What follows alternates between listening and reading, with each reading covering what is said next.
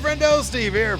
And Larson. And welcome back to Going In Raw, the only pro wrestling podcast you need to be listening to right here at youtube.com/Steve and Larson.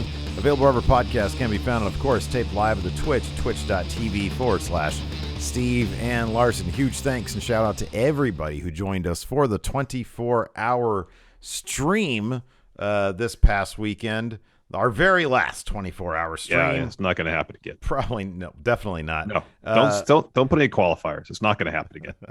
I tried to make that stick last time. I can't see the future, man. Would you do it for $1 million? I mean, every man has a price. Okay, that's all I'm saying. Is that look. But there's a good possibility, all things being equal, it's not going to happen again. But while we did it, sincerest of thanks to everybody who hung out with us. Big thanks, of course, to the Enforcer, who was there for the lion's share of it. The Man Turn, who was there. Maggie, who was with us, either on stream or in chat. Ricky, the other mods. You're all so great. Alex, Queen of the Ring, also for hanging out with us during Bound for Glory. The Bringer of Chaos, Queen of the Ring, ensuring I was able to snatch away that Impact Predictions title. Top moment of the stream was great. It was 24 hours. It was grueling, but there were a lot of really great moments there. There were stream. So thanks to everybody. Yes, thank you, everybody who joined us, everybody, all our mods who helped out in chat.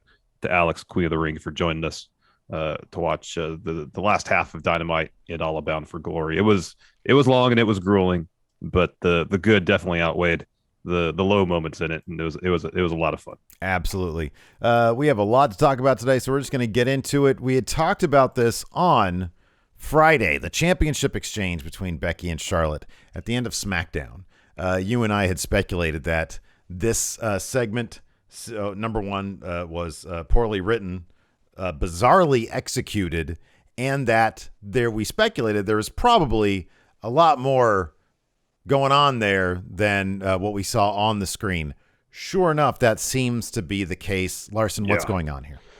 A lot of reports about what happened, what led to what happened at the end of SmackDown, that awkward championship exchange between Becky and Charlotte. Let's start with PW Insider. They reported Saturday that Charlotte expressed concerns about the segment because she, quote, didn't want to look weak, nor did she want her title reign to look weak during the segment. Despite those concerns, the segment went forward with Fightful Select noting that the original script called for Becky to grab the Raw title from Charlotte, and then Sonya would direct Becky to hand Charlotte the SmackDown Championship.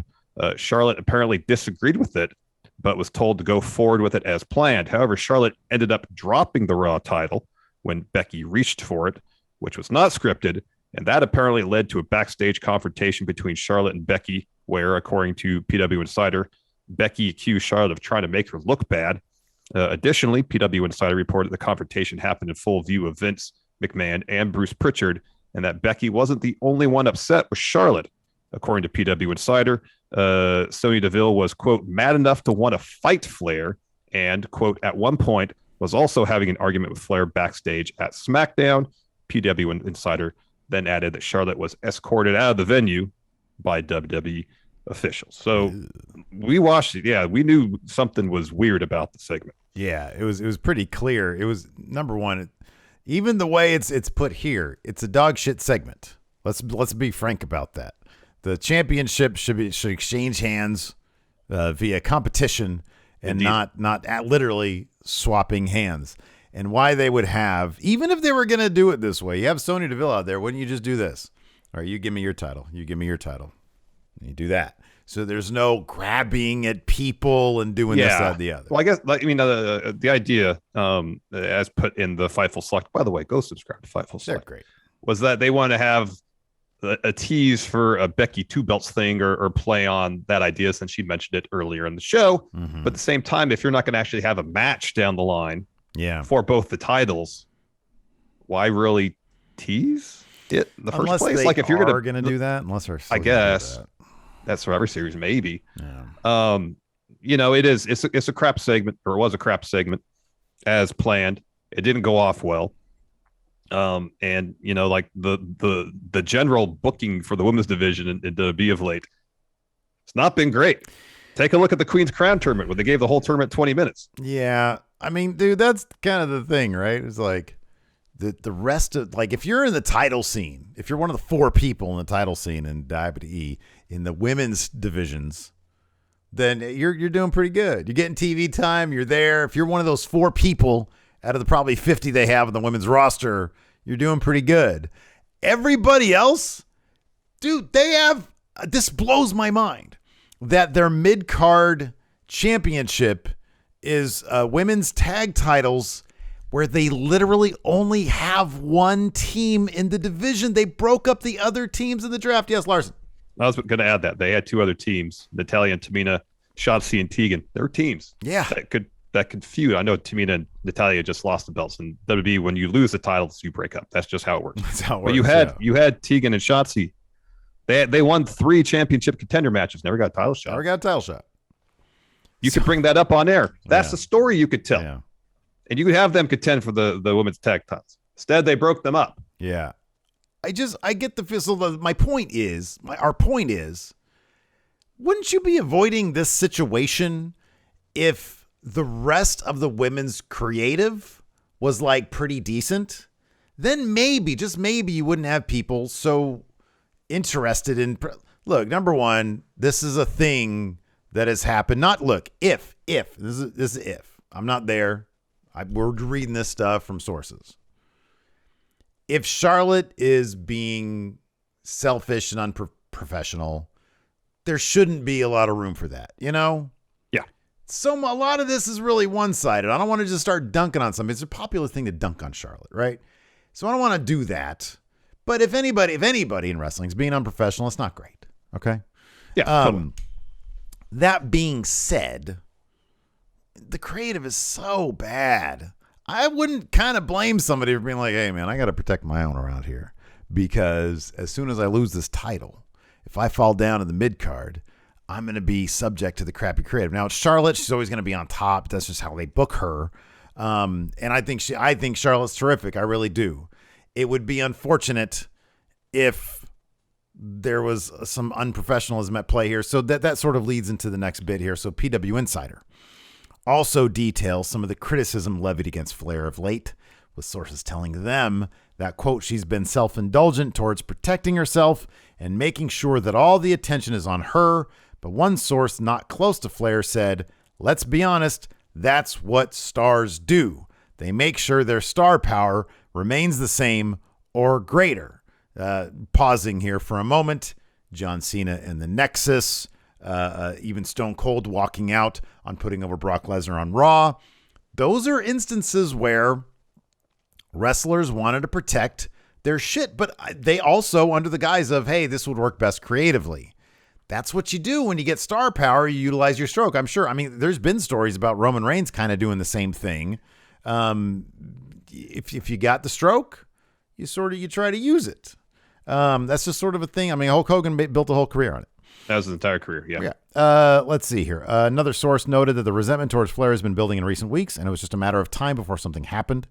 PW Torch added that the predominant locker room sentiment was on Becky's side on this. One wrestler said Becky is seen as a, quote, hero for standing up to Charlotte, who over the course of this year has alienated her colleagues backstage with attitude issues. She's been increasingly difficult to work with, one wrestler tells PW Torch. One wrestler told PW Torch that this incident was, quote, the final straw for people who were trying to give her the benefit of the doubt through a string of other issues she's been having. She has been more and more isolating herself behind the scenes. No other women want to work with her now, one wrestler tells PW Torch, citing she is seen as only interested in how she looks and scrutinizing everything she's involved in through a self-centered filter. There's kind of another side of this, though. Her side. Yeah, we're getting one side, and as we say a lot, sources who divulge information can have an agenda of their own when divulging said information. Right. PW Insider also noted in their reporting that there were those in her circle that were privately pushing the idea of her trying to get out of her WWE deal, but realistically, nobody expects that to actually happen as of this writing.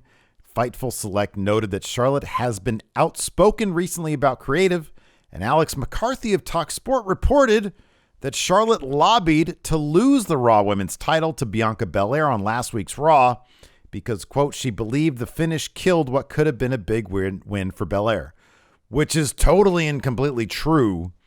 And if it's true that Charlotte lobbied to lose that title from Bianca Belair, that totally paints a different picture because that's a huge win for Belair. She's beat 2 of the horsewomen, and Charlotte making a big deal about, hey, you beat 2 of the horsewomen. You needed my help or Becky's help to beat me. Yeah. You and I were both big advocates for Bianca beating Charlotte on Raw. Have big things happen on Raw.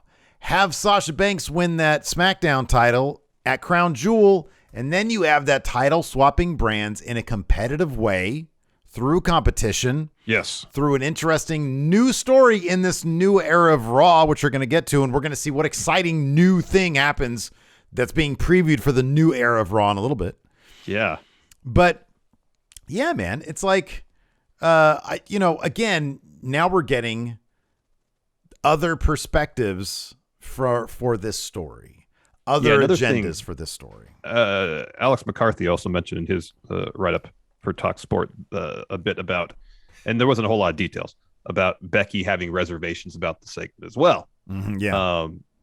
And as we've noted about the questionable creative of late for the women's division WB.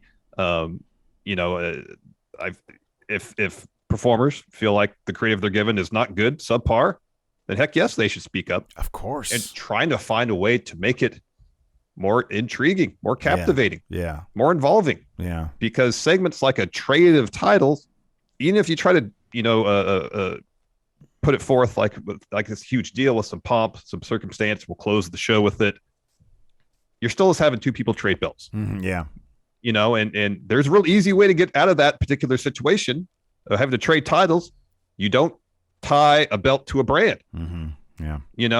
We see it with the top 2 men's titles. You got the WWE title, the Universal title. Mm-hmm. You could do that across the board with all the titles. Mm-hmm. Yeah. I'm not saying you just have to name them the same, but you don't name them after the brand they're on. Mm-hmm. That way you don't have to worry about trades. Becky could take her belt to Raw. Charlotte can take her belt to SmackDown. Oh, man. And you don't have to worry about it. That's how they did it back in the day. You had the world title and you had you still have it today. You still have it today with the men's titles. Yeah.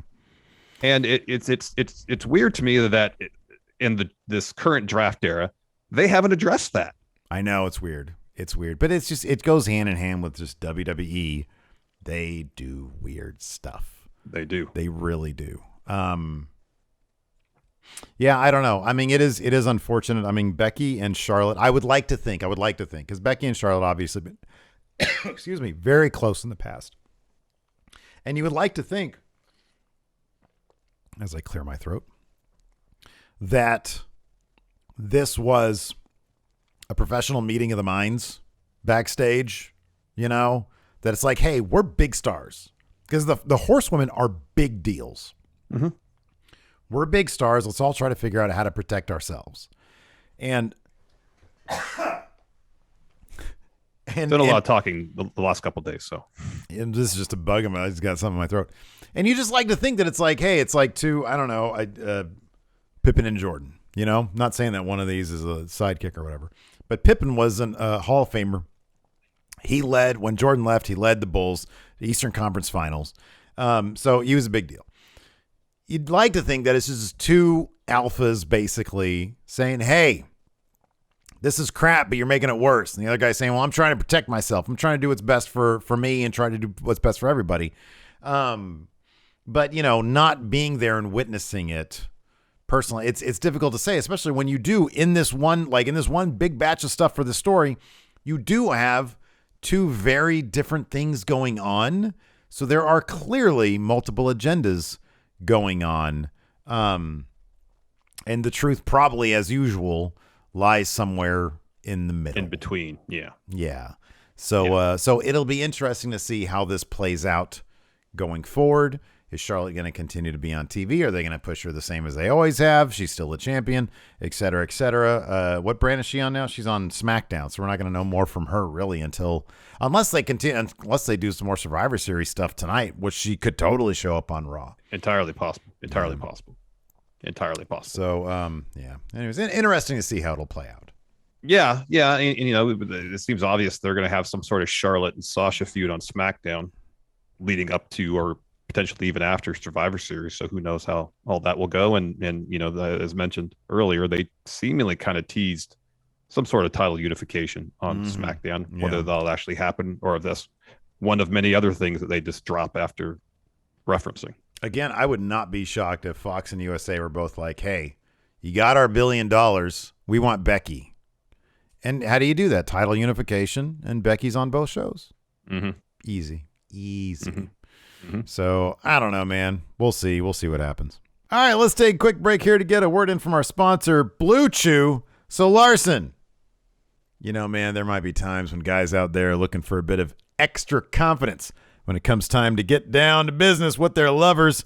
And we're here to tell those guys that with chewables from BlueChew.com, you can help make sure you're able to perform when you're there in the smash zone.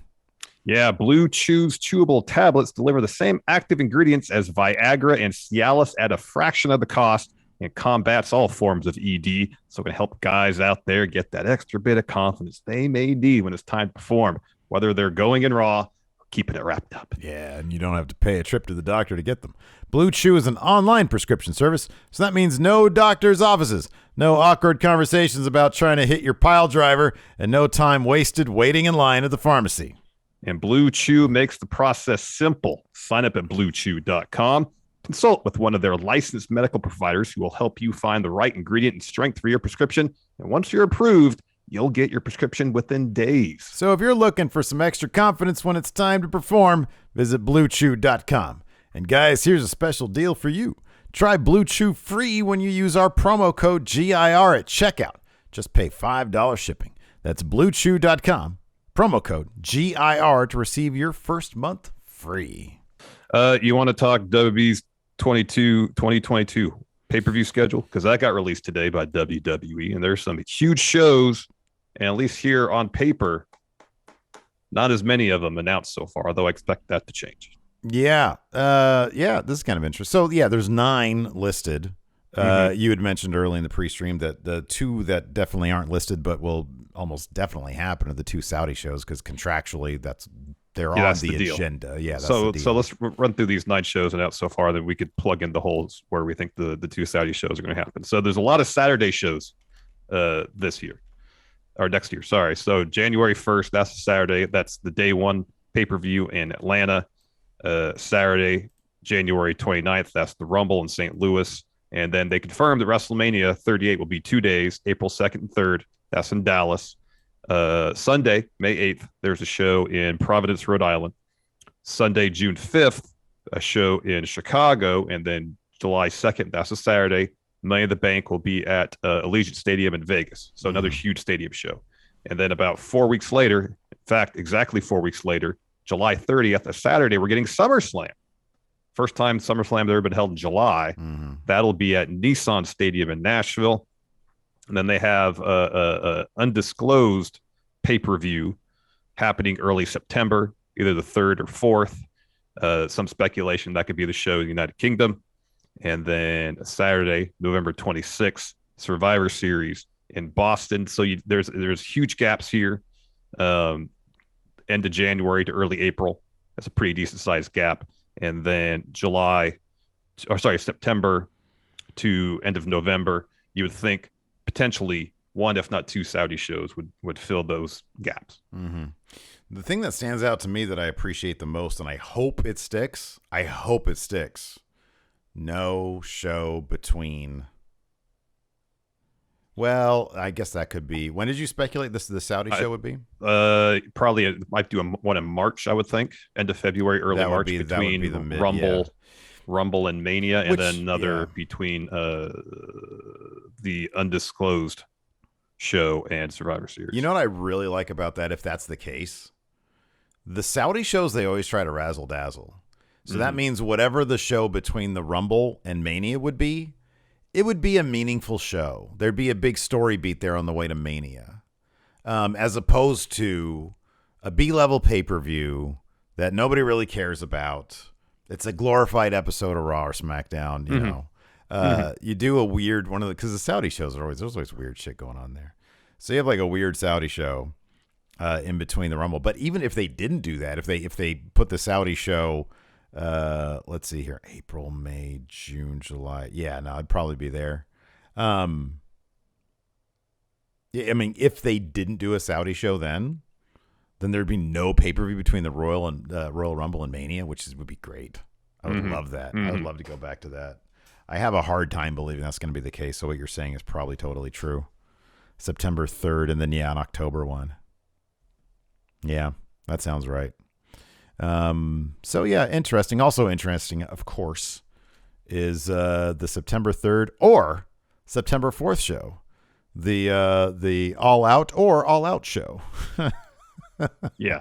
Although if this show does happen in the United Kingdom, it'll be a wildly different time. It'll probably be at noon, like here, local Pacific time for, an 8:00 start over the United Kingdom or something like that. It seems like now going forward, WWE is trying to separate themselves from AEW in two ways.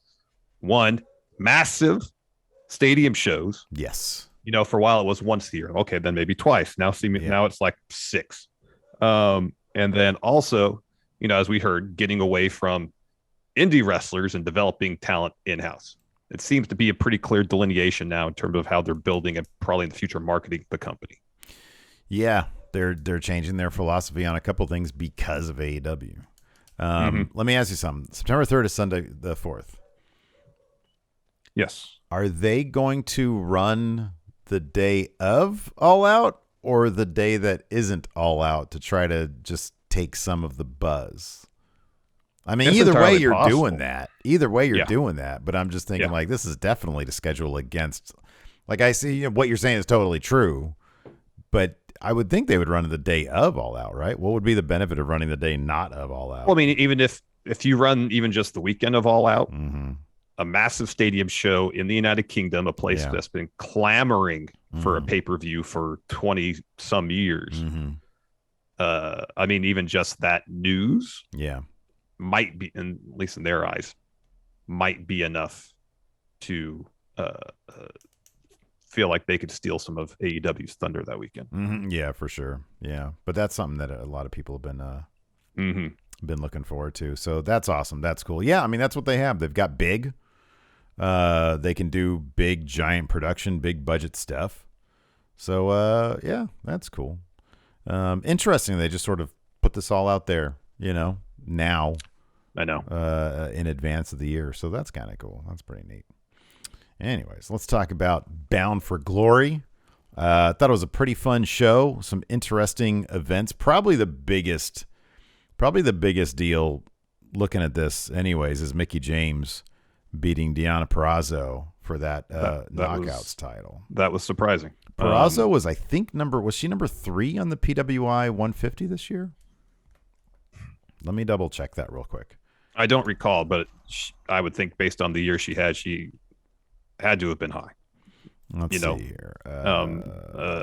But she'd had that belt for what, a year plus? It was Bianca number 1, Utami Hayashishita number 2, and Deonna Purrazzo number 3. Britt Baker was number 4. Thunder Rosa was number 5. So that's an interesting top 5.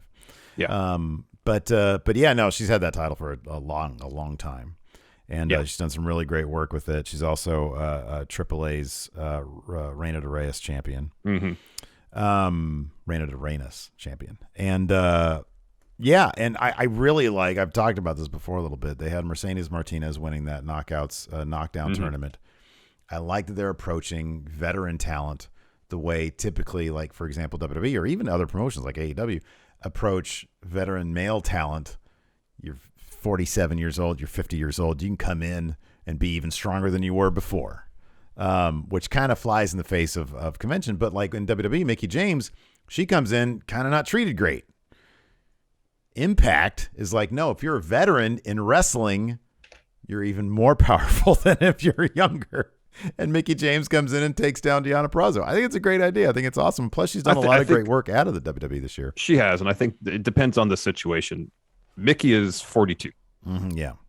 And I think especially nowadays in athletics and that, sports around the world, we see athletes continue to be exceptionally productive.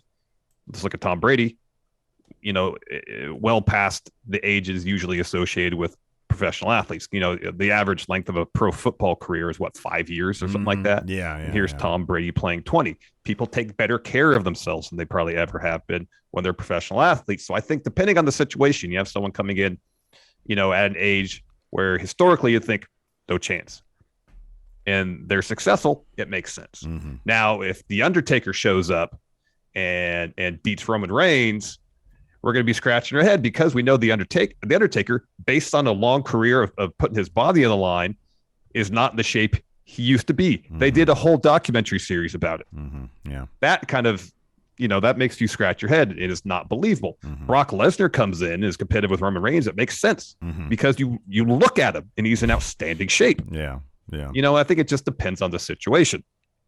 Like I understand that Sting in situations in AEW, he'll take a spot through table, stand right back up. They do that from time to time. Yeah. Yeah. Christian beating Will Hobbs or anybody on the roster. But at the same time, there has been instances where Sting has been vulnerable. He takes that power bomb from Wardlow. Oof, yeah. Right. Oh no, it was Wardlow power bomb. It was Wardlow. Okay. And it was like the first huge move he took since he came back. It was the first thing he did. Cage. It was Cage. That's what it was. Yeah, because it's a Team Taz fuse. And he grabs his neck, and we're like, oh, Ugh. shit. Yeah. Because we all know that's why he had to walk away in the first place. Mm-hmm. So I feel like with Sting, there's been some give and take where he's been in situations where he's booked as like super powerful, but at the same time, there's moments where he's seemingly very vulnerable. Yeah. And that's fine. But again, it's just the situation. I think Mickie James, it's obvious that she has a lot left as a performer. Mm-hmm. She comes in and beats Deonna, who's at the absolute top of her game right now. Mm-hmm. It's shocking, but it's not unbelievable. Yeah, I like it. I like it because they're just playing along with the same old tropes. You know what I really like? I really like what they're doing with CM Punk, because that actually makes sense. I mean, look, it's pro wrestling, so making sense isn't really at the top of your priorities. And so having somebody who's, 55 years old or whatever Goldberg is, coming in and beating Lashley, do I like it? I don't like it. But at the same time, I understand it. I get it. That's another example where it kind of doesn't make sense, though, because you see Goldberg literally limp to the ring before his match against Lashley and then win. It don't make a lick of sense. It doesn't make a lick of sense. Like The Undertaker, I see what you're saying. It doesn't make much sense. But at the same time, he's got powers of darkness, right? Christian coming in and beating Will Hobbs, I don't like. But, it's pro wrestling. You get it. I love what they're doing with CM Punk, because it's exactly the opposite. This dude's been away for 7 years, and he has to, and he's putting himself in these situations where he's like, man, I'm not really ready yet. I need to make sure that I can hang before I start challenging guys like Kenny Omega or Miro or whatever. So I really like that stuff. Anyways, getting back to this. Also, of course, in the main event, Josh Alexander defeated Christian Cage for the Impact Championship, and he is now not the Impact World Champion, because moments afterwards, while he was celebrating with his beautiful family, Moose comes out, who had earlier in the night won the Pick Your Spot Challenge Battle Royal Gauntlet match. Gauntlet match. Thank you. Yeah, it was kind of an amalgam of Battle Royal and match. Yeah, it was more of the way they kind of do the Copa Day triple A, whatever it is, Copa Day Bardal. I don't know. Comes down. Ring. They have him. They ring the bell. He cashes in essentially, and he wins the Impact Championship against Josh Alexander, who he is now your Impact World Champion. Yeah. So that was pretty interesting stuff. I mean, Impact, they try to have their Money in the Bank moment. I think this would have probably been a little bit more satisfying a story beat, and not Josh Alexander, who we've been rooting for a long time now. Terrific wrestler. Mm-hmm. He just won that thing moments ago. So I hope he had his family in the ring with him. He had to back his family away. Yes. And they had to watch up close Moose dismantle this guy in seconds. After the match, after Moose won, he holds up the Impact title. Josh Alexander's on the mat selling, and his family is like kneeling by him, checking on him. He's like celebrating his win with his in his family's face. And it's obvious that Impact wants to position Moose as number one heel. Yeah. I get that. Maybe that's why they didn't have him beat Kenny, because it would have been a face move on his part. Or maybe if they could have had fans in the crowd by the time they were at the point where they wanted to get the belt off Kenny. If you had Josh Alexander beat Kenny, which the way Kenny was going was a feat unto itself. Take a title out of the situation. You get to win over Kenny Omega right now. That's a huge thing. Oh, sure. You have that huge moment for Josh Alexander. Not only does he win the title, he does it by beating Kenny Omega. And then Moose comes in, cashes in on him, steals all that from him. But matter of timing, maybe. Who knows? No, I mean, look, they wanted their big shocking moment. Hats off to them. This is pretty ballsy to end like a big pay-per-view on this. Yes. Because it was pretty messed up. But yeah, otherwise it's a pretty fun paper. A lot of title changes. Starting with the coronation of a new title, new champion, the digital media title, which is a horribly named championship. It looks really nice, but the digital media maybe it's kind of intentional to make it kind of a interesting name. I don't know. Yeah, you got to wonder if this is going to be the kind of thing where Jordan Grace won. It was I forget who who else was in this. It was like a 6-person match, I believe. Yeah. So Jordan Grace came away with the win. She's the first digital media champion. Do you think is there any possibility it's going to be like their what is it, the DDT Pro heavy metal weight iron thing? I haven't really been keep myself informed on the rules of it per se. I don't know if it's going to, because that more or less that's Impact's 24/7 title. You would ideally hope to think it's treated more seriously than that, but the heavy metal weight belt was kind of a comedy belt, Sure, yeah, but it was a wildly hilarious comedy. Oh, it was absolutely a funny comedy belt. Yeah, it was. I don't know if that's the direction they're going to go with this particular title in Impact. I have no idea. I sort of understood Jordan Grace. She's very popular on social media, so some of it kind of made sense. Chelsea Green is too. She was in the match, I think. Yeah. So yeah, I don't know if this is going to show up on Jordan Grace's Instagram. Is that the deal with this, or if it's going to be on the YouTube channel? I don't know. They're going to break into the Twitch feed. Well, they're not on Twitch anymore, so they can't. Well, they're on Twitch. Oh, sorry, but not with current programming. No, but that's the thing. Like, you're sitting there on Twitch, you have 53 people watching Bound for Glory 2012, and then it cuts in, and then Jordan Grace loses, and they could replay it. They say, hey, this happened on our Twitch feed, which would, incentivize people to go watch old Impact shows on their Twitch channel. Or may disappoint people more that they can't still watch old Impact as well as new Impact on Twitch. Well, they could do it. Maybe they'll just do it for Ultimate Insiders on their YouTube. That seems like the thing that you should do. You should do for everybody on YouTube as a way to advertise for the insider stuff on YouTube. Hey man, I'm not running their digital media stuff. Neither am I. So, anyways, after that, the Inspiration made their Impact debut, and Harley Cameron, I believe is her name, was there for a live performance of their new theme as they made their entrance. They challenged the Decay for the Knockout Tag Team titles, and they won. Yeah. Good stuff. That was awesome. Great to see. We had Deonna Purrazzo interview, but then we had LP versus Macklin versus Trey Miguel for the vacant, because of the option C, plan B thing. The X Division Championship. Yes. I thought Macklin was going to win this because, man, Macklin is booked pretty strong, but given this is a 3-way, Trey Miguel, which is great to see, because ever since he re-signed with Impact, I feel like he's been kind of minimized, and him having this X Division title makes all the sense in the world. I think he'll represent pretty damn well. Yeah, I think so too. It was a wildly fun match too. It was a really fun match. After that, we had a Mickie James interview. After listening to this interview, in hindsight, because I remember sitting here watching this and it's like, oh, she's convinced me that she can win now. Because she just goes into her motivation was like, I need this match to prove that I could still be a champ. Yeah. And it was really good. At the very least, I should not have put all my confidence on Deonna winning after hearing this promo. Well, what did it for me was, because I was happy when you chose Deonna. I was like, oh, nice. This is going to be my opening here. Was Deonna went to Mickie James's house. And whoever goes to somebody's house crosses the line. That's a line crossing moment right there. I thought that too, because they replayed the promo where she goes to her house and they brawl in, I think, Mickey's stables or something like that. Mm-hmm. And I was like, yeah, she went to her house, but at the same time, it wasn't a situation where like Seth, where he broke in and just kind of like lingered around Edge and Beth Phoenix home and threw an apple on the floor. Yeah. Like there was a confrontation. It looked like Mickey got the better end of that confrontation. Yeah, but then she also had what's his face, Drama King Matt, like pie facing her and stuff. So yeah, I don't know. I figured, and on top of that, they sort of booked themselves out of a predicament, because it's not like they've really built up one singular person that seemed to be the natural fit to take the title off her. So it's like you sort of get yourself out of the whole, oh, she keeps on winning and winning and winning thing.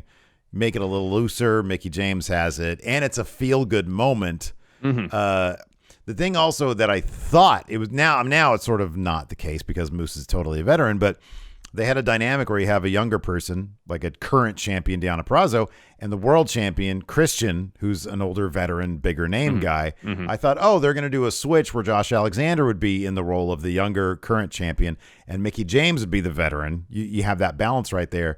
Well, now you have Moose, who I guess is a current guy. He's not really like, he's also a veteran, though. He's been around for a long time, but he's not like a legacy name like Mickey James is. Although he's probably around the same age, so that's just how those dynamics work, I guess. Violent by Design had a match against Heath and his mystery partner. In this case, it was more just sort of is Rhino going to show up or not type thing, and he did. Confirmed Rhino did show up. Answer, Rhino did show up. They did win match.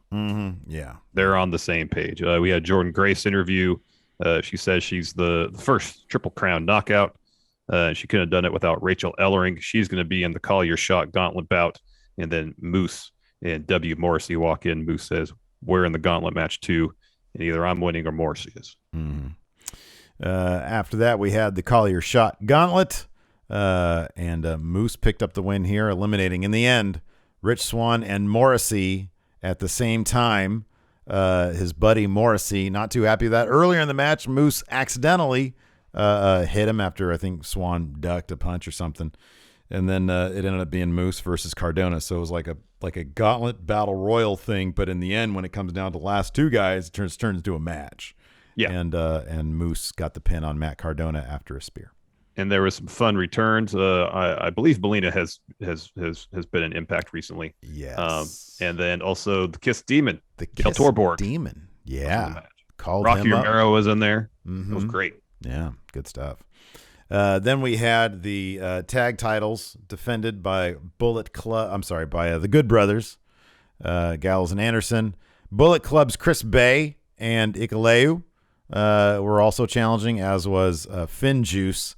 Kind of an underwhelming match, just in the finish. Good Brothers sort of came in and snuck out with like a roll-up or something. Yeah, I don't think I've ever seen a title match of any sort where the champions did as little as what the Good Brothers did in this particular bout. They really just took it easy in this match. They spent most of the match just in their corner, not really doing much of anything.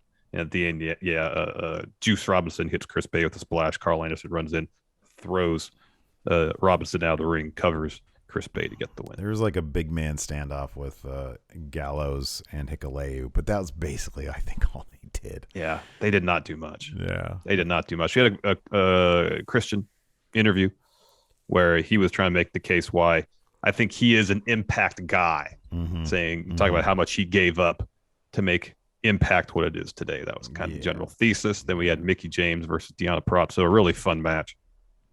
Deonna kicks out of a DDT early on. Mickey James kicks out of a pile driver in the end. Mickey wins after a tornado DDT. Fun match, though. Really fun match. Yep. And then Josh Alexander versus Christian Cage, where Josh Alexander made Christian tap to the ankle lock. Christian tried 2 attempts at the Unprettier, couldn't get it. But he ended up tapping out. I thought it was a decent enough match. A lot of mat. Yeah, that was a good match. Played up to Josh Alexander's strengths. And then, Moose cashes in his Call Your Shot, little cheap $5 trophy, hit that spear for the win, and stared down Josh Alexander. This is some long-term booking, man. 15 years from now, Moose still champion. He's going to lose it to Josh Alexander Jr. Mark my words. Entirely possible. Entirely possible. We also had Dynamite on Saturday. I thought it was a fairly uneven show. The opening bout I thought was pretty good. We almost saw Lance Archer get really, really hurt, but he appears to be all right. Kind of the major thing coming out of it, though, is Malachi Black versus Cody Rhodes 3. I think we both had the suspicion that Cody was going to pick up the win here. We both knew it was going to be absolutely overbooked. We were right on both counts. Cody picked up the win with a Crossroads and followed it with a Tiger Driver 98 on Malachi to get the win. I kind of feel like there was at least one or two story beats missing from Cody's kind of tale to get back on top or to get back to being the American Nightmare, that I felt like were missing before I could really buy into him beating Malachi. They tried their best to make it make it make sense with all the pack and the Andrade run-ins and all that stuff. But at the end, I'm like, all right, well, I still feel like it's just Cody. It's still just Cody, Yeah. I don't really feel like yet Cody is really transformed into the next iteration. This still just feels like Cody. You could change your pants, He had new pants for this match, but otherwise, just still felt like Cody. Yeah, he dropped the Homelander stuff for the most part. Arn got misted by Malachi Black. Yeah. I feel like he really should have used that mist on Cody. Yes. Yeah, I don't know, man. I mean, I had posed this question a couple months ago. What do you do if you're Cody and you're suddenly not nearly as popular as you were when you first came in, or when the company started, when you helped found the company? Mm-hmm. And you have guys like Malachi Black, and the people are like, oh man, this guy was really cool in WWE. We really like him. And then you got this third match here. And Cody's like, well, I still want to be a big deal too. But every time you do a move to Malachi Black, the crowd boos the crap out of you. Your story is not popular. I know. Like Cody, I think just by virtue of the fact that Cody wants to kind of play by his own rules. And again, why shouldn't he? Wrestling's about protecting your own career. But you're the EVP of the company, and your job, Cody's literal job, like earlier on, Charlotte's job is to protect Charlotte because it's her career. She's not an EVP of the WWE. She don't have to worry about anybody else. I'm sort of half joking there. You do have to worry about other people. But with Cody,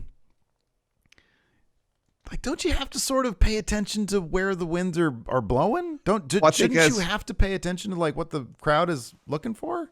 You do, because I think as an EVP and also an active competitor, yes, there's an aspect of being an active competitor. We have to look out for yourself.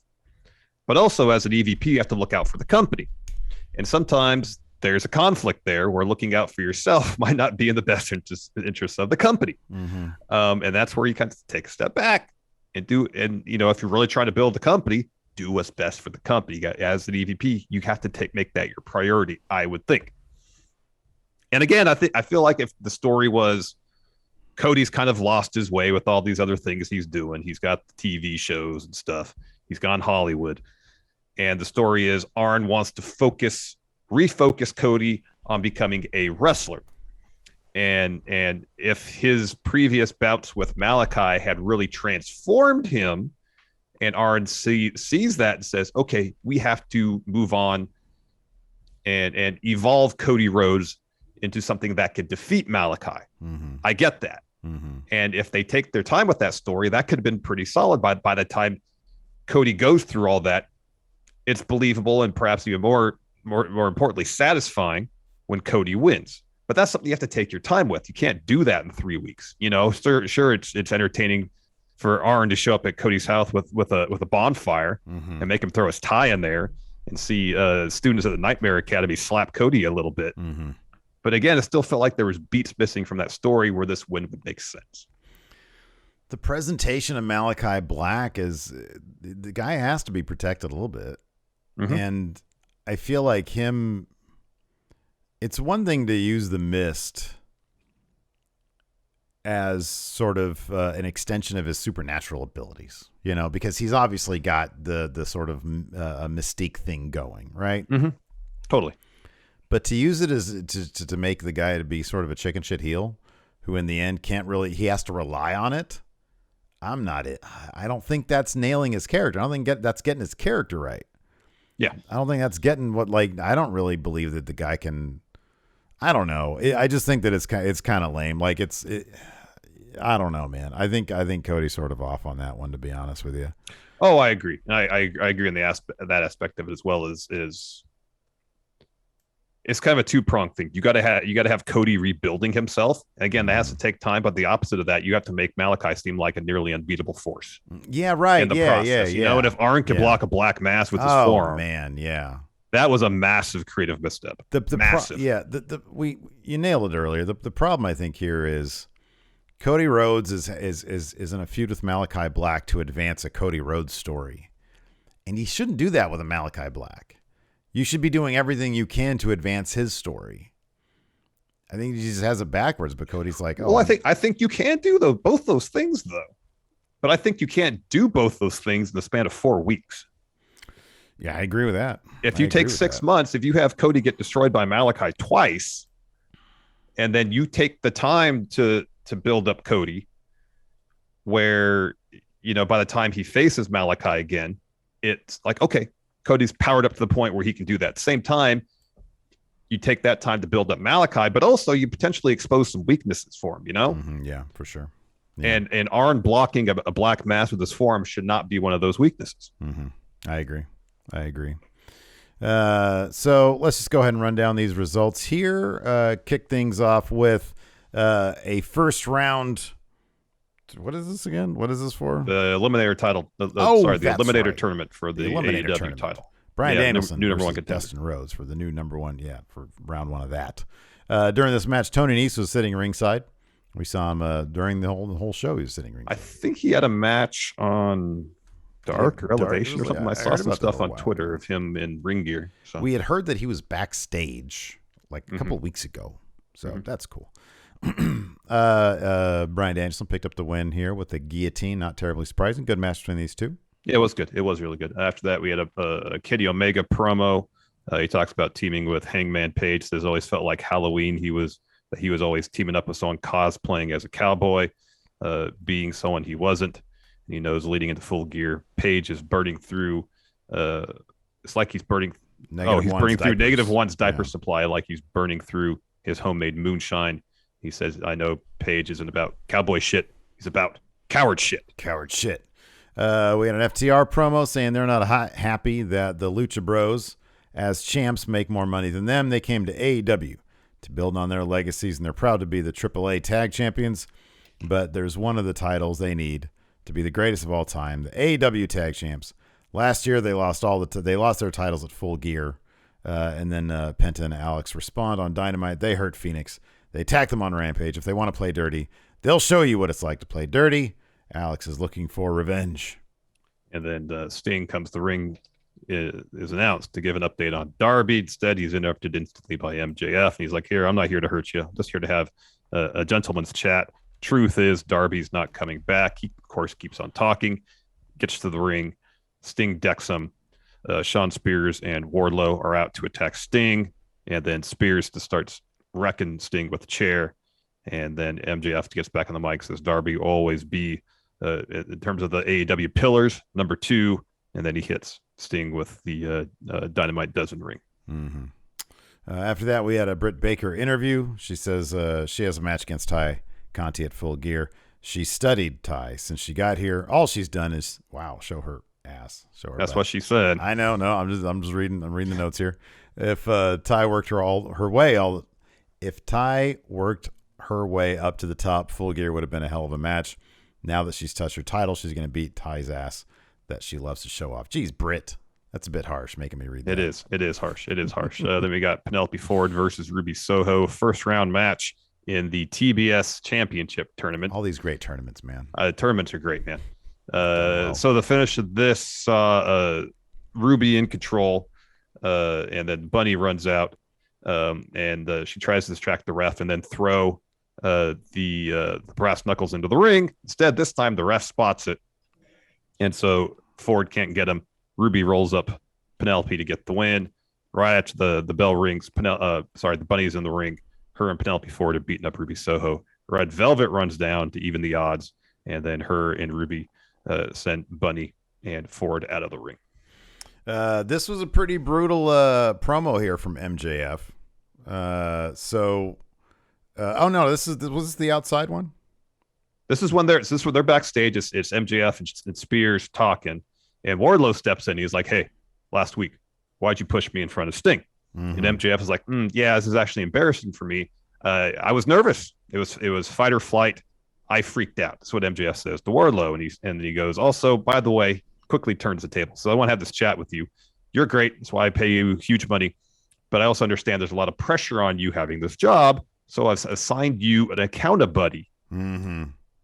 or accountability buddy, one of the two. Accountability buddy, yeah. And it's Sean Spears. Yes. And this took Sean Spears seemingly by surprise. Yeah. And then MJF just walks off, and so it's awkward between Sean Spears and Wardlow. Gotta go, dude. I love all the Wardlow stuff. Wardlow's so good. Mm-hmm. He's gonna be huge, man. If they do this right, he's gonna be huge. Taking their time. He's gonna be huge. We had former NXT talents Bobby Fish versus Anthony Green. Bobby Fish wins with a head kick. Oh, he annihilated Anthony Green. He did. He's about to leave the ring. He comes back in and he starts kicking Green's hamstring. Then he hits a bunch of elbows to Green's back. Match is over. Falls with a bunch of ground and pound. So he wants to wreck this dude some more. I don't know what he did to him back in NXT, but evidently. And then CM Punk comes down to make the save. He's like, "Hey, this guy's being a bully. Plus, he's not too high on the card for me to practice against." But also, he's a formidable enough foe as a veteran that a win over him still looks impressive. Oh, yeah, absolutely. He's got to pick these. Yeah, he can't just go to... It checks all the boxes for Phil. He can't just go to Darker Elevation and take on a bunch of jabronis. He needs to scout these talents properly. Somebody who probably can't whoop his ass, but will give him a really good go of it. Yes, and it'll look good on the resume when you beat him. Yeah, Bobby Fish, man, a win against Bobby Fish is good for anybody. Yep. After that, we get a Leo Rush and Dante Martin interview. Leo says when he does anything, he does it big. He's trying to take Dante on the highest flight possible. He's trying to mentor him. He's trying to do all the things for Dante that Matt Sydal hasn't done. And Dante says, "Hold on, Matt Sydal is one of the best in the world." And Leo says, "At what? Losing when it counts the most?" I gave Sydal a chance to prove he was the best in the world, and he failed. But I know, Dante, you are one of the best in the world, and I want to give you a chance to show that.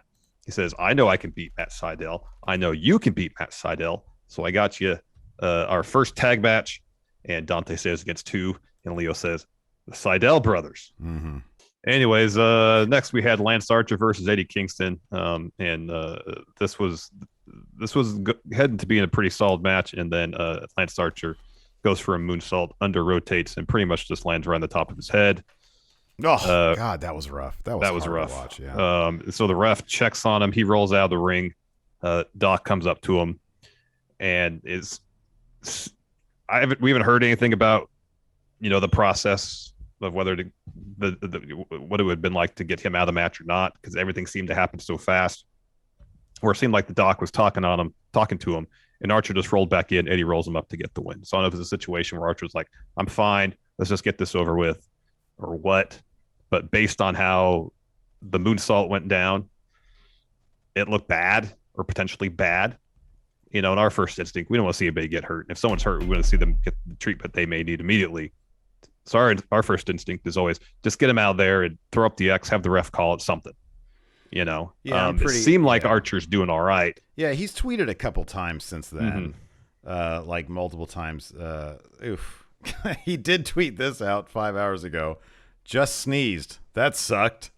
He also said earlier today, "Wanted to take a second to thank all the fans around the world, and especially those in the arena in Orlando. Things got serious quick, and the amount of respect and appreciation as I thankfully walked out was very much noticed and appreciated."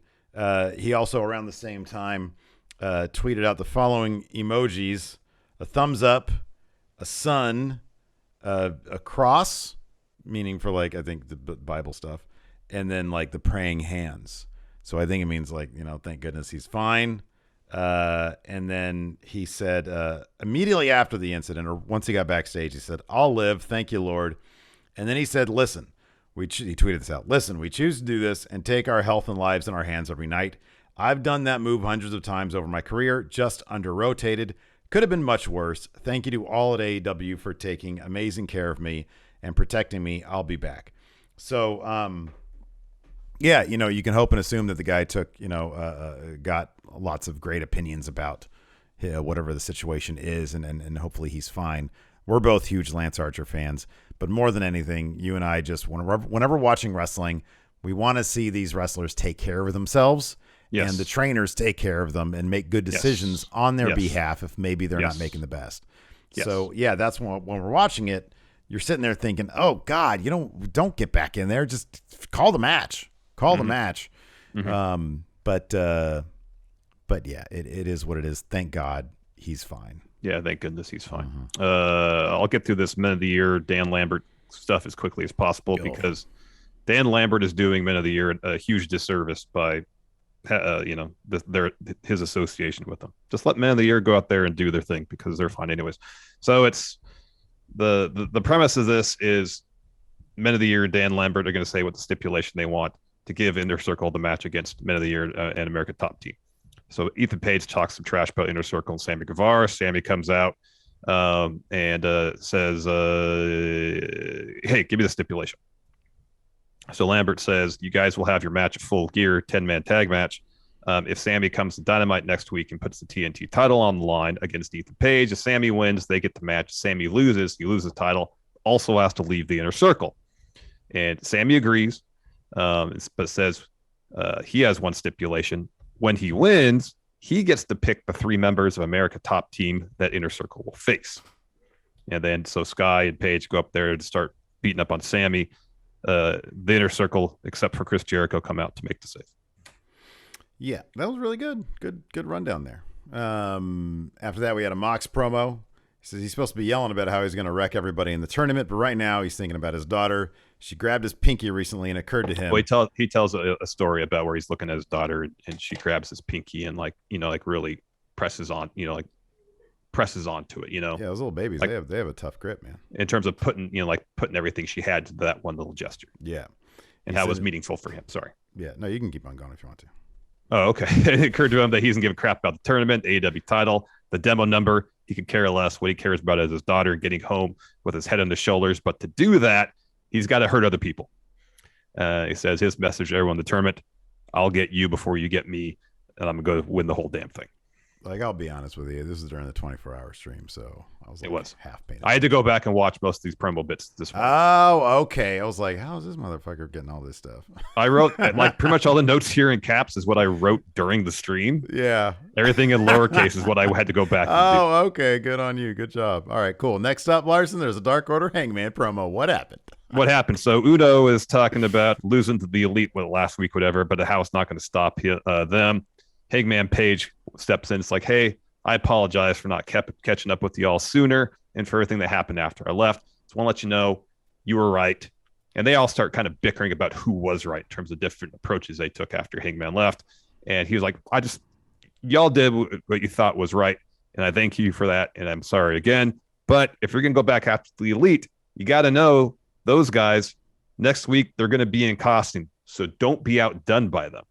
And so John Silver says, oh, I'm going to be Bambi. That was really damn funny. And then they start all kind of bickering again about costumes and such. And Paige just kind of puts his hands up, walks back out of there. Silver immediately getting so excited about being Bambi was hilarious. It was pretty funny. I did notice that. It was pretty great. It was pretty great. After that, we had Jungle Boy versus Brandon Cutler. Jungle Boy wins this with a snare trap. Pretty quick match. Yeah. Well, it's Brandon Cutler. Brandon Cutler is great, though. He's hilarious. Yeah.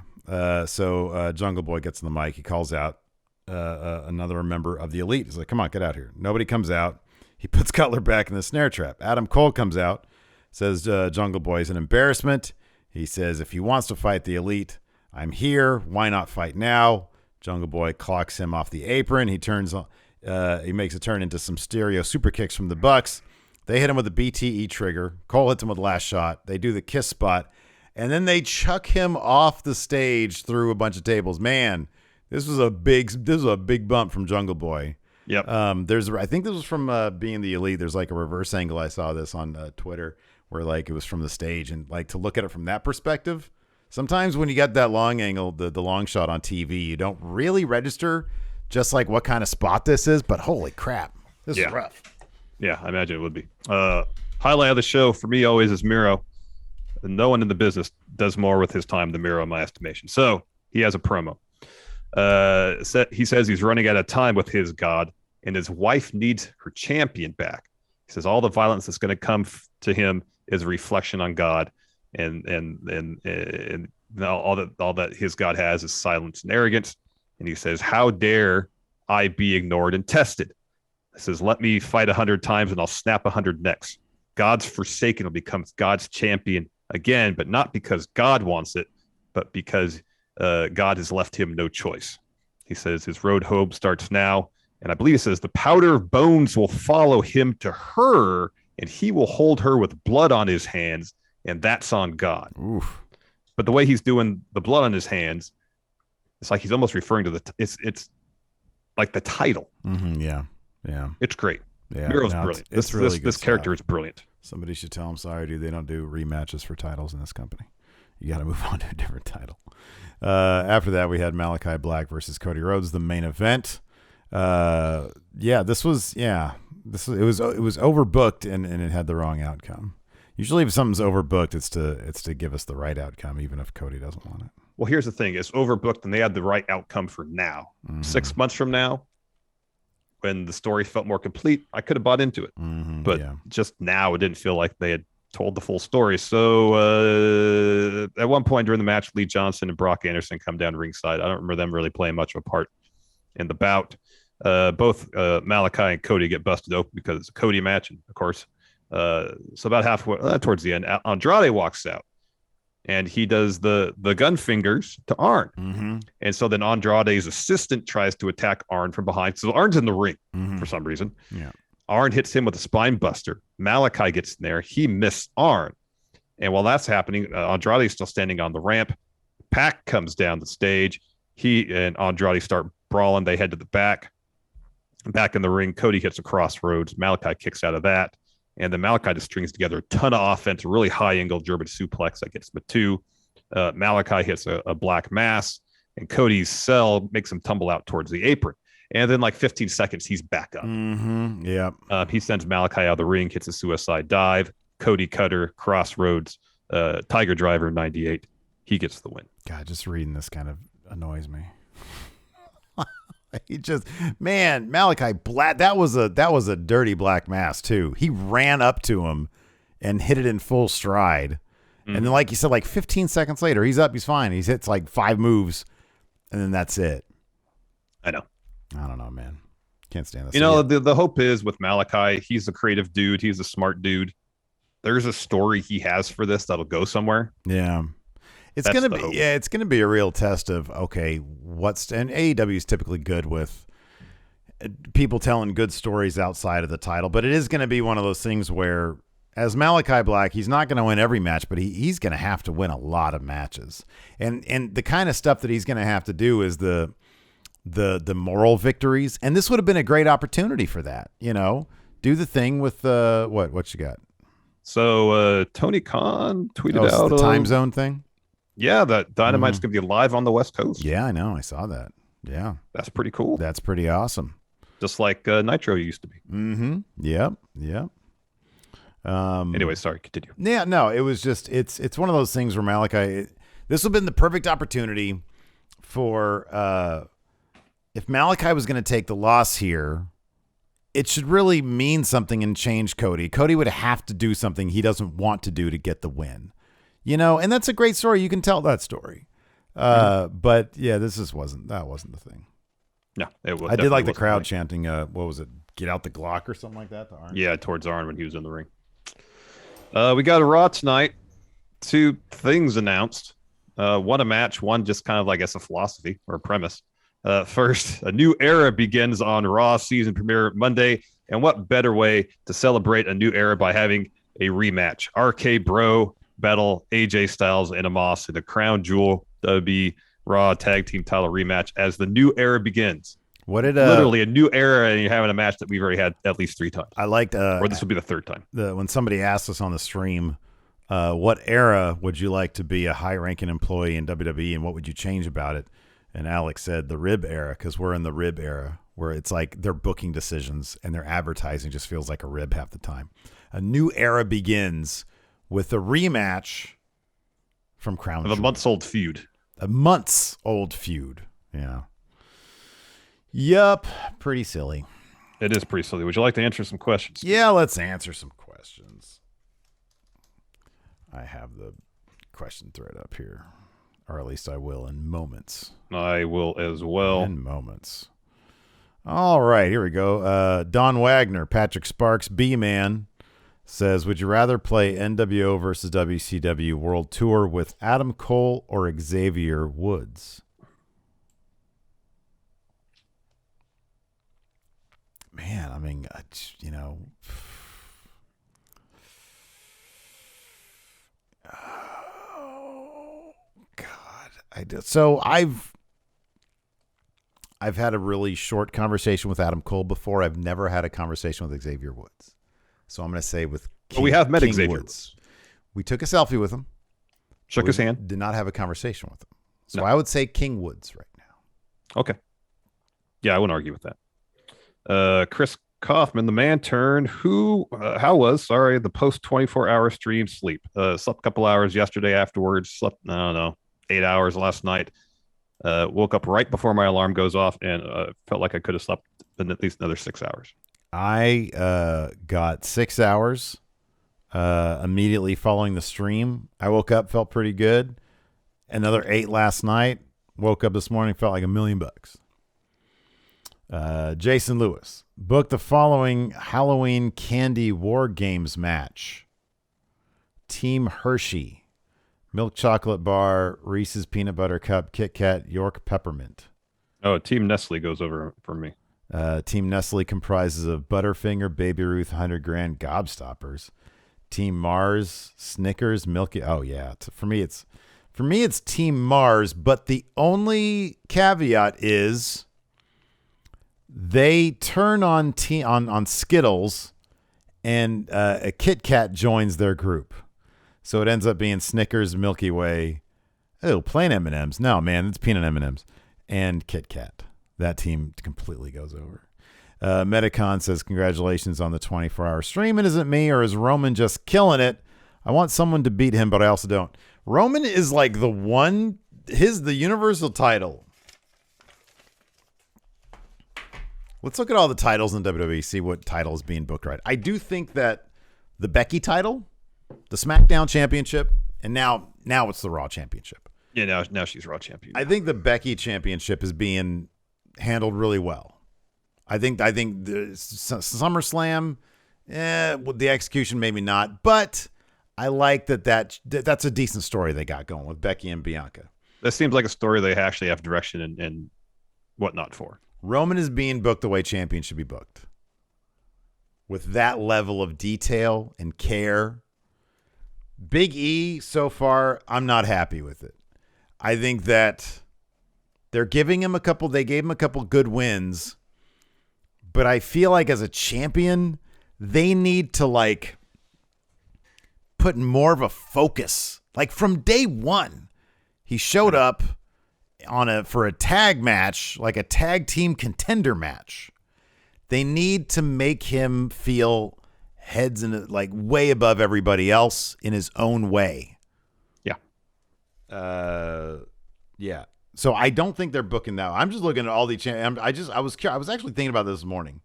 Like what titles are actually being well booked in WWE right now. Mm-hmm. So I don't think WWE is. Intercontinental is not being represented well. No creative behind that. Women's tag titles, there are literally nobody else in the division. No other teams. U.S. title, we haven't seen Damian Priest for a little bit. When we see him, I think he's a really good champion. The whole I think so too. I want to take on all comers thing, but we haven't seen him. I know. But when he's around, I think they do that title pretty well. Totally. Raw tag titles. I mean, they're still in the same feud they were in 2 months ago. So that's a no. Yeah, I agree with that. It's like a thrown together team too, but they are wildly popular. They are, and I don't mind thrown together teams so long as there's a decent story being told. And it's a pretty decent story. It's a decent story. So that's good. That's a thumbs up for me. SmackDown tag titles. They're wrapped up in the Universal title scene. I think that's all right. I think that's good. When the Usos lose those titles, it'll hopefully play into the larger bloodline. story as well. Yeah, it's like half and half. Yeah. The White Brownie, every time Io is in a title match, we would think that she would most likely lose and get called up. Hasn't happened yet, but with tomorrow's ladder match, do you guys think this will be Io's final run with NXT before getting called up? I don't know. It depends on the speed with which they decide to go completely all in with NXT 2.0, or if they're going to keep some NXT veterans around to kind of help with the transition longer than maybe a couple months. I don't know. Yeah, I'll believe it when I see it. Yeah, I don't know. I don't know what they're doing with NXT. I don't know what they're doing with call-ups. I would have thought that if they were going to call her up, they would have done it by now, like at the last draft. With the draft, yeah. Because they did like a lot of people there. Sean Lathrop, prior to Brody's passing, Evil Uno was trying to recruit Dustin the same time Silver and Reynolds were recruiting Paige. Where do you think those stories would have went if Brody was still with us? Colt, I think, spoke about this in an interview with Fightful. I think it was Fightful. And I don't remember exactly what he said, but he did say that there was a story plan for him and Brody. As far as the other stuff, I have no idea. I'm sure somebody out there probably knows. But it would have been, whatever it would have been, it probably would have been awesome. Yeah. Yeah. Ford Age, I could see Hit Row becoming the next New Day, which where each member gains success in the faction and never splits. Yeah, that could be cool. I think that'd be great. I could see that.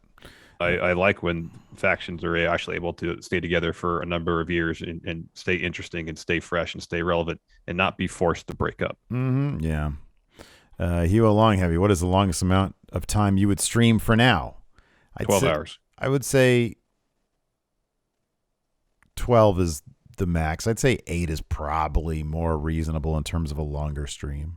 8 could be fun. Jonathan, what will Alex C do next?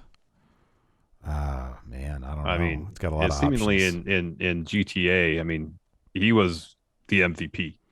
He was booked really strong there. He was really strong. He was pretty much the Roman of GTA. Yeah, so, absolutely. Sir Wedgie, what is your favorite Halloween themed wrestling moment? It's the Cage of Horrors match with the electric chair and all that. Oh yeah, the Chamber of Horrors. Chamber of Horrors. What did I say? Cage of Horrors. Yeah, Chamber of Horrors. Yeah, because it had that's like one of the most intense images. Like I remember when I saw it, I was like, "Holy crap! What obscure promotion is this from?" Oh, it's from WCW. It was for Family Entertainment right there. It was pretty great. Abdullah the Butcher in an electric chair. It's horrifying. I know. Greg Morris, what should the prize be for the winning team at Survivor Series? The winning team at Survivor Series, some sort of title shot, I would think. How about this? all the survivors get to pick their spots in the Rumble? Yeah. Oh, that's good. That's a good one. Or they at the next pay-per-view, they get a fatal 5-way, or they get to vie for a title shot. You're a team now. Now you have to be foes. That works. Kyle, how much more likely is Adam Shear going to debut in AEW with Wyndham Rotunda, or swerve all of us and join AEW? I believe it's PW Insider. Oh, you said AEW, meant Impact. How much more debut likely in AEW but swerve us all and join AEW? No, you said AEW again. Debut in Impact. I know, but later on it says join AEW, and then swerve us all and then join AEW. Yeah, isn't that what I said? No, you didn't say Impact on any of those. No. All right, debut and Impact with Wyndham Rotunda and swerve us all and join AEW. I don't know. PW Insiders thought there was a chance that Adam Shear could show up at some point this weekend. I haven't heard anything about it, so who knows? I'm sure we'll find if it happens at the tapings. It'll probably happen, or we'll hear about it. Wyndham Rotunda. I mean, last we heard about that, Fightful said they're not close to a deal, so I would be doubtful that would happen. But I don't know. Wyndham Rotunda was still within his 90 days. I think that's coming up pretty soon. I think Halloween is the last day. Yeah. Wild Dude, each of you rank the top 3 wrestlers with the best suit game. Can we include commentators? Sure. I'm going to say, I'll go number 1. Obviously, I'd give it to Seth. Number 2, I'd go Don Callis. Mm-hmm. Number 3, Sonya Deville. I was going to give a special shout out to Byron Saxton. Yeah, he does have good suits. Shoot, you know what? Man. God, can we go 5? Sure. Just can do whatever number you want. Seth, Don Callis, Sonya Deville, Santos Escobar. Oh, yeah. And then Byron Saxton. Special shout out to Corey Graves, too. Yeah, I can't disagree with that list. Somebody brings up Cesaro here. That dude, he's always got the floppiest looking Sears suits. If that dude went to a tailor, he could look amazing in any suit. Mm-hmm. But it looks like he gets them off the rack and he goes like they're like mislabeled or something. Cesaro, I think he just needs. Cesaro needs he needs not a rebrand, but he needs to get with a stylist for his entrance gear. He's got that baggy, weird vest thing with random patches all over it. He's really doing. He's been done a disservice by like whoever does their stuff. So before he's sitting there at Gorilla and he's got that ridiculous vest on. Somebody be like, hey, or jacket or whatever it is. Remember when him and Sheamus used to come out in those like purple gray camo jackets? Those were horrible. They were not good. Those were not good. I like when a kid just came out in like the sweatsuit jacket. Yeah, that was cool. Yeah, that looked fine. That was good. Yeah. Actually, my favorite is when he like his luggage got lost and he just came out in what he normally wore. Yeah. He wrestled a match in his Reebok CrossFit shoes. You look like a badass. Some really comfy looking pants. Right? Yeah, that was cool. That was great. You look cool. Connor, who in WWE would you put in a thrown together tag team that you'd be completely fine with? Connor says Keith Bearcat Lee in Dijak. A tag team that would do what now? A thrown together tag team you'd be totally fine with. Oh man, Lee and that'd be great. Lee and Dijak would be great. That would be great. I wonder if Dijak's ever going to show up again. I hope so. Well, he's on Raw, right? Oh, you know what I'd like to see? Ricochet and Tozawa. But, rebrand Tozawa. Yeah. Why not? Let's go all the way. Apollo Crews, Ricochet, and Tozawa. That could have been cool back when Apollo Crews was like a normal dude. But now that he's got, I guess it could be really weird and cool if he's like his current Apollo Crews and he's like in a thrown together tag team with those guys. That'd be weird. Rao asks, are you guys playing another 24-hour stream in the future? No. Not going to happen. Hard no. Anyways, that's going to do it for us. Thanks everybody for tuning in. Appreciate it. Till next time, we'll talk to you later. Goodbye.